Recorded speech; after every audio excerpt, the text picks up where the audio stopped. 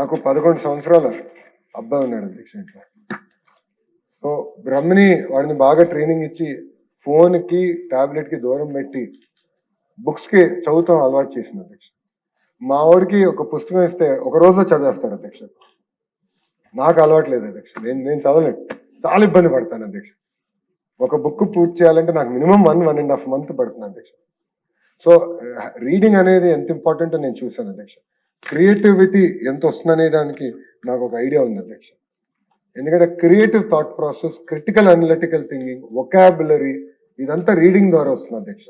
ఇది నేను ఇంట్లో చూశాను కనుకనే ప్రభుత్వ లైబ్రరీని బలోపేతం చేయాలని లక్ష్యంతో మేము పనిచేస్తున్నాం అధ్యక్ష. అందుకే మంగళగిరిలో ఒక మోడల్గా చేపట్టాం అధ్యక్ష. ఇక్కడ పేజ్ నంబర్ 44, 45, 46, 47లో కొన్ని ఫోటోలు కూడా పెట్టాము. ఎవరో సభ్యులు చూడొచ్చు, ఇది మీరు కూడా విజిట్ చేయండి. ప్రతి నియోజకవర్గంలో లైబ్రరీస్ బలోపేతం చేద్దాం. అంతేకాకుండా దాని తర్వాత మండల స్థాయి లైబ్రరీస్ని బలోపేతం చేద్దాం.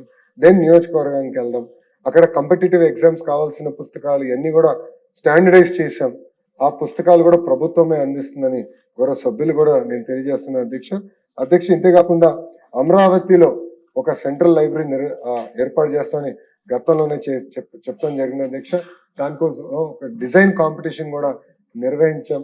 మొన్న ఒక ఆర్కిటెక్ట్ కూడా ఆ డిజైన్ కాంపిటీషన్ ద్వారా ఫైనలైజ్ కూడా చేస్తాం జరిగింది అధ్యక్ష. సో అమరావతిలో సెంట్రల్ లైబ్రరీ ఏర్పాటు చేయబోతున్నాం అధ్యక్ష. ఈ అమరావతి సెంట్రల్ లైబ్రరీ ఏర్పాటు చేసే దానికి ప్రత్యేకంగా శోభా రియల్టీ వాళ్ళు 100 కోట్ల రూపాయలు ఈ అమరావతి సెంట్రల్ లైబ్రరీకి ఇస్తాం జరుగుతుంది అధ్యక్ష. ఈ సభ తరఫున వాళ్ళని అభినందన తెలుపుతున్నా అధ్యక్ష. ఎందుకంటే వాళ్ళకి ఆంధ్ర రాష్ట్రంలో ఎలాంటి ప్రాజెక్ట్స్ లేవు,